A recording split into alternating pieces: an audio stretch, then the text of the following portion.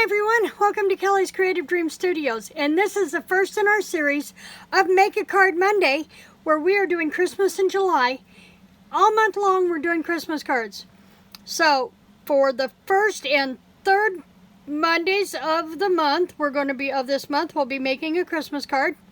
And then we'll do Christmas memory decks the second and fourth week. Now, so today, I've heard a couple of comments from junk journalers who say they don't know how to do a card. Their brain instantly goes to junk journaling, and I get that. But keep in mind, the card front is actually a tuck spot or a pocket on your journal page, and I'm going to show you how to do that here in just a minute. Maddie at Spectrum Art Creations, one of our challenges for the month of July is to make a card. She wants people who don't do cards normally to step outside of their comfort zone and do something different. And so I'm hoping that my videos this month will help them on that journey. So we are making a card today. Now this paper pad that I had this behind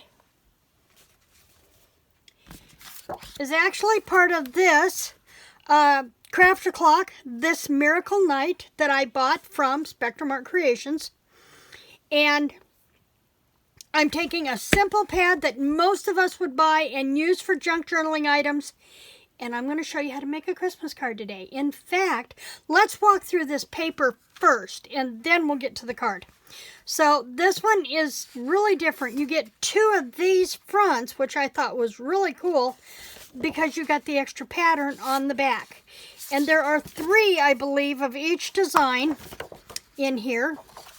So we have that, and we have this one. Then we have this one, and these are really dark and rustic colors in this paper pad. So keep that in mind as we go through here. Trying to scoot around here, make sure we have room for everything. So there's one, two of those, and there was another one, but I pulled it out to possibly use. Then there's this one. Again, I pulled it out to possibly use this one. Then there's this one, another one I had pulled out, and this is the one we're going to work with today. So I'm going to pull this one aside. And then there's this one with the stag up in the top, children around a tree. So with this one, you're going to get a couple of different points. Same way with this one. It's on the back of the one we're using today. You get a couple of different points here where you could do a smaller focal point here or do this one here. And then a lot of it comes from your embellishments. So we have this one with the barn siding. And then we have this one. And this one here is the music notes and the splatter and all the stuff we normally use. And the stag down in the bottom corner this time. And then there's that striped paper we were using. So with this piece in mind, this is the card I made this morning. Now, I will tell you, I try to use as much as I can from Spectrum Art Creations. I don't have any Christmas charms from them. And this was Stampin' Up twine. The cardstock is Stampin' Up, but the paper is Spectrum Art Creations.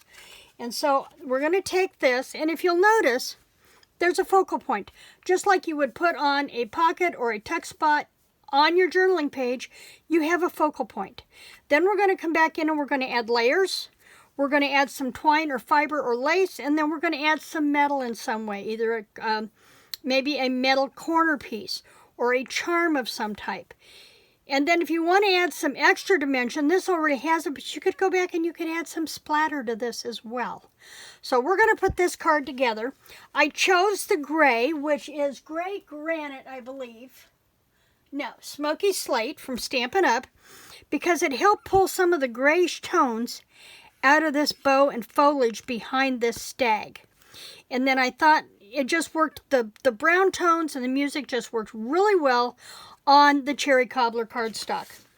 So we're going to start with how to do a card base. And I've shown you this before, but we're going to do it really quick again. You're going to start with an 8.5 by 11 cardstock, and you're going to turn it horizontal. Then you're going to bring in your paper trimmer, and on the horizontal, you're going to cut this at 5.5. That cuts that 11-inch horizontal side in half. Okay? So that gives you two pieces that are 4 1/4 by 5 1/2. Okay. Then we're going to come back and we're going to score. We're going to turn horizontal again, and we're going to go to that 4 1/4, which would be the half of this sheet. Get that out of the way and bring my score blade in here. I'm lucky enough this one has a score blade. If not, you can, and it's not scoring real well. I noticed that this morning. I wonder if it's not in there good. Let's try this again. It's like it's riding up. There we go. You can also come in and use a bone folder or a stylus of some type to give you your score line. Okay, I'm going to move this over here off the side. Then we're going to fold this in half. Give it a good crease on the side. And now you have a card base. Okay, now I wanted to bring in the rusticness of this. So let's see what I did measure this. This is 3 inches. I did it 3 1/4 by 4 1/4. So we're going to bring our trimmer back in, and basically I let the design help me determine where I was cutting.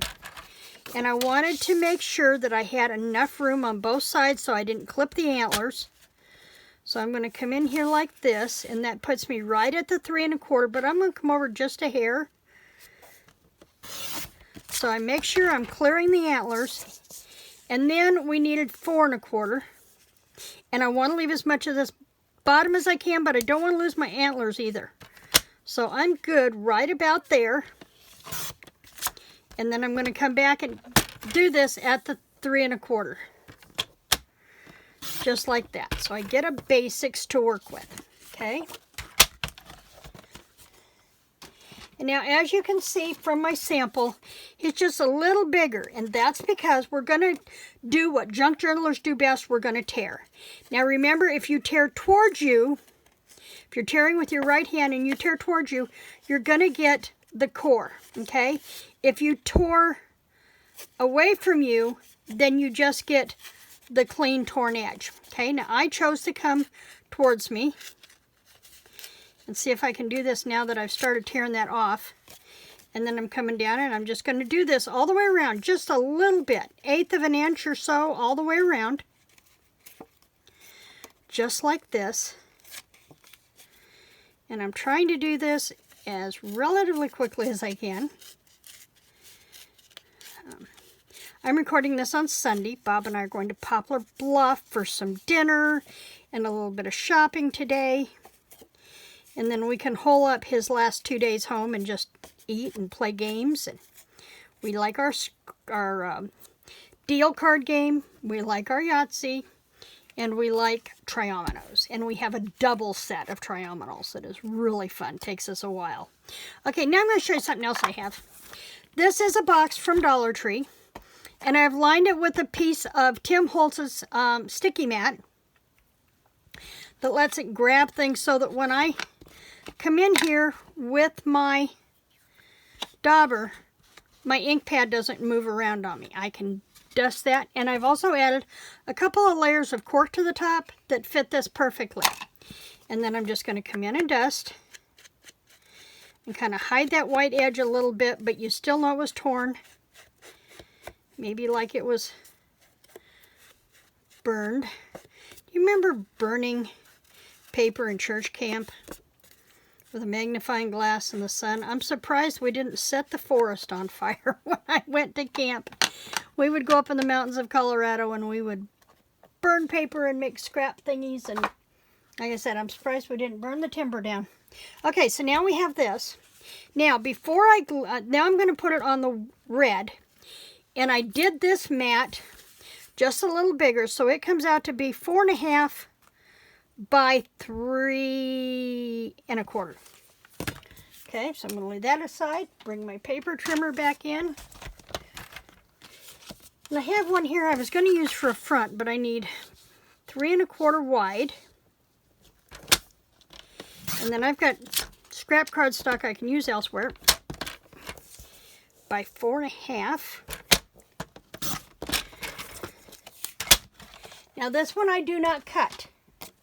This one I do not cut. I'm going to glue my paper directly to this, and I'm using my liquid Tombow. You can use your glue of choice if you want to use a tape runner, double-sided tape, Fabri-Tac, whatever you want to use. And we're going to glue this down right there. Okay. Now, I want a little bit of texture on here. I didn't really think the lace worked, but I did like the idea of using this green and white trim. It gave me another color contrast. And I wanted to wrap it about 3 times. So to do my twine, I figure out about where it needs to go. And I run me a piece of tape on either side, and that helps hold my twine in place. Just like you would do a cluster. And then so it catches there, and I'll hold that, catch it here, catch it around, come back in with my scissors, and there, that's done. Okay, so now we have this, and see, we're getting there, but we still need our charm on the front, and I've got that a little crooked, so I'm going to come back and I'm going to cut me a piece of this twine again, about 6 inches or so, and yeah, I'm going to wind up with waste, but that's okay, I can put that in a cluster somewhere. And what I'm going to do is I'm going to tie me a little single half hitch there, a little knot, and then I'm going to come back in with my charm. And I thought the gold worked the best with this, so I'm coming back in with a charm here. While I'm putting this in place, I did see on our live sale yesterday that Maddie is going to be doing a challenge using Minte paper products. And I went in and ordered a gorgeous Minte paper pad. Now, we have to have purchased it this month to use it in the challenge, which was fine by me. And see, I'm just kind of positioning that down there where I can get to it. Oops, I guess it would help if I actually made the loop. Now, if I did a knot, it would be too bulky on here. So I'm going to leave it just like that. Put in a couple of tails for a little added texture, and then I can come back in with my Tombow, and I can put a little bit of glue on there, and it will seal that so that doesn't come undone, just like that. Now, one of the things I should have done, before I did that, was now I want to put dimensionals on the back, and I have a ton of these dimensionals from Michaels from years ago, and they still work great.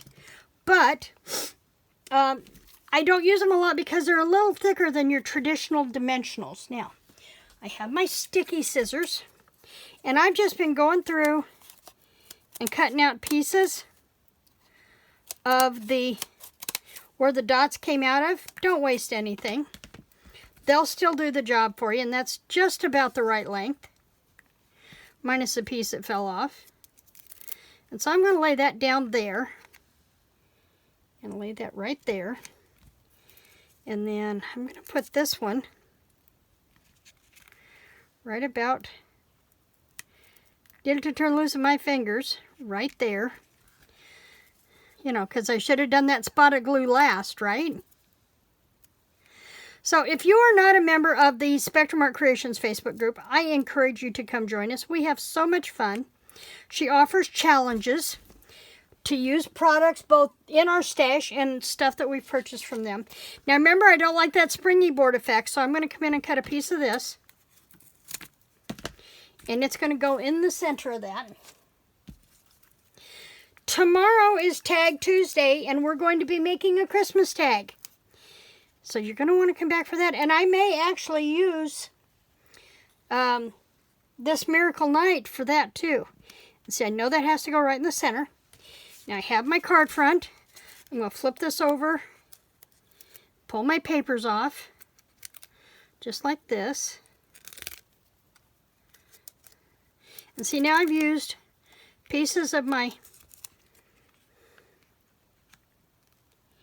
and just like that, you have a sentiment, you have a Christmas card, and you have a beautiful focal point.